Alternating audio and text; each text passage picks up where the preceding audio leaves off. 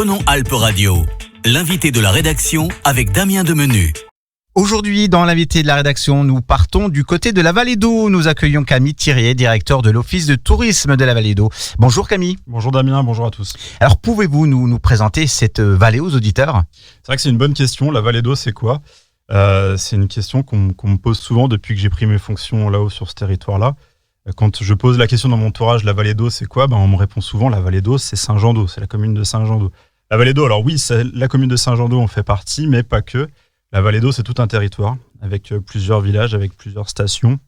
C'est un territoire qui commence à partir du rond-point de Bioche, donc vous voyez cette route de Morzine quand on vient de Thonon, qui monte et puis qui dirige soit du côté de la Vallée d'Abondance, soit du côté de notre territoire, et qui passe par tous ces petits villages, à commencer par le village de la Forclaz, le village de la Verne.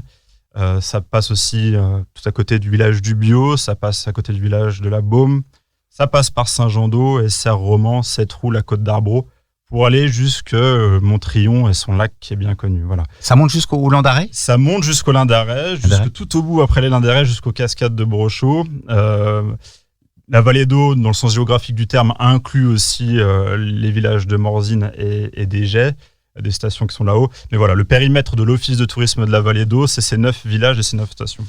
Et sur ce territoire, bien sûr, il y a des sites remarquables. Il y en a plein. Il y a des sites qu'on peut visiter autant hiver qu'été, en 4 saisons, sans problème. Il y a, pour les citer, on vient de parler de Montrion. Le lac de Montrion est un des plus beaux lacs alpins de la région, qui permet d'aller se balader, donc déjà se baigner, bien sûr, en période estivale, mais aussi d'aller se balader du côté de la cascade des Brochots, de faire une petite balade qui est tout à fait accessible en famille. Il y a d'autres sites, on peut parler notamment de Tréchauffé, qui est sur la commune de la Forclaz, qui permet d'avoir un belvédère magnifique sur le Léman. C'est un site qui est classé géoparc d'ailleurs.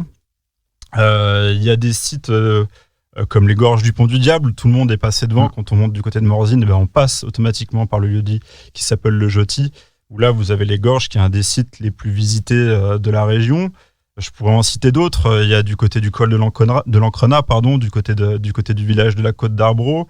Il y a le col du Corbier, qui, je vais en revenir un petit peu après aussi, se redynamise en plus et qui propose une multitude d'activités. Donc voilà, la Vallée d'Eau, c'est un territoire à part entière, qui a ses atouts, qui a ses petits villages qui permet en tout cas d'avoir une vue globale sur ce qu'est la vallée dans son entier, quoi. Nous sommes en plein milieu de la saison d'hiver, un peu tôt pour faire un point sur le bilan en fréquentation, mais comment vous voyez les choses pour cette année ? Elles sont, en tout cas, d'après les prévisions, elles sont bonnes. Du coup, les statistiques qu'on a via notre centrale de disponibilité nous permettent d'avoir d'excellents chiffres. C'est même un petit peu meilleur, en tout cas en termes de réservation par rapport à la saison 2019-2020. Voilà, on a eu quelques flocons de neige du coup cette nuit qui a remis un petit coup de blanc sur nos stations. Il faut savoir que la Vallée d'Eau, elle a 2 stations de ski et un espace de glisse. Donc les stations, elle a la station du Roc d'Enfer. Pour les plus anciens, dans le Chablais, c'est anciennement la Grande Terche. Elle a aussi du côté de Montrion une station qui est sur le domaine skiable d'Avoria. Donc ça, c'est 2 domaines qui sont situés dans le domaine qu'on appelle le domaine des Portes du Soleil, voilà, qui est bien connu. Et puis on a un 3e espace qui est plutôt un espace de glisse, parce qu'on ne peut pas appeler ça station de ski, mais qui est situé du côté du col du Corbier, qui est là, on va dire, plutôt un domaine qui permet aux tout jeunes d'apprendre et de faire leur première piste, leur première descente et d'apprivoiser leur première descente en ski. Voilà. Alors, on va parler des activités et animations de ces prochaines vacances, notamment les journées nordiques. Vous pouvez nous en parler ? Ouais. Donc justement, quand je parlais du col du Corbier, les journées nordiques, c'est un des plus gros événements qu'on va avoir pendant ces prochaines vacances. Donc ça aura lieu les 2 mercredis des vacances scolaires, donc les 16 février et les 23 février prochains.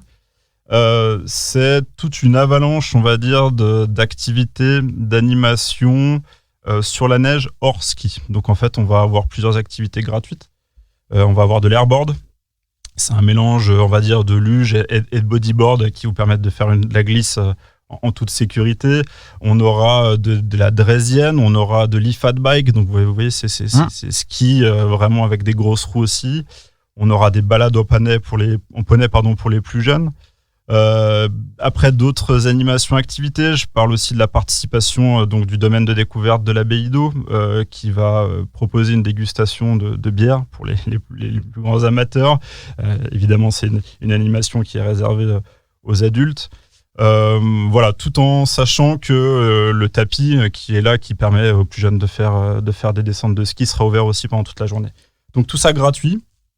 Les 16 février et les 23 février prochains, il y a une seule activité qui, elle, sera payante et qui est sur réservation.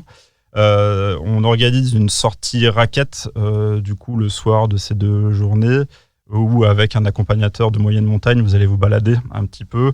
Et puis après, vous allez revenir et déguster une fondue du côté du restaurant qui s'appelle La Corbière, qui est situé sur le col du Corbier. Ça donne envie comme ça, on voyage là. Un événement ouvert à tous, un événement qui est plutôt dédié aux familles et surtout voilà, quasi exclusivement gratuit. Donc venez en profiter pendant ces 2 journées-là.